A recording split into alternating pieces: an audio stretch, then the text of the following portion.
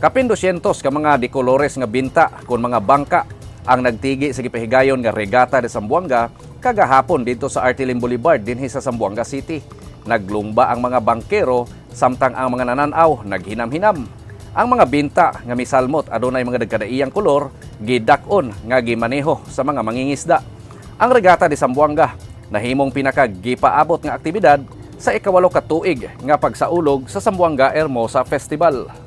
Pagkahuman sa lumba sa mga binta, gisugdan gilayon ang Wow Sardinas Festival nga gitambungan sa mga gatusan ka mga residente nga naghinam-hinam nga mukaon sa mga sardinas. Naglinya ang mga residente sa sobra kilometro nga Artilim Boulevard aron moduyog sa aktibidad. Ang Zamboanga City giilang sardines capital ug syudad nga nailhan nga dunay daghang faktoriya sa sardinas. Dinhi sa Zamboanga adunay 8 ka mga planta sa sardinas ug kini ang nagunang supplier og sardinas sa nasod. Karong tuiga lang naibalik ang pagsaulog sa Wow Sardinas Festival human mihapak ang pandemya sa kalibutan. Ang mga aktibidad gipangunahan ni Mayor John Dalipe.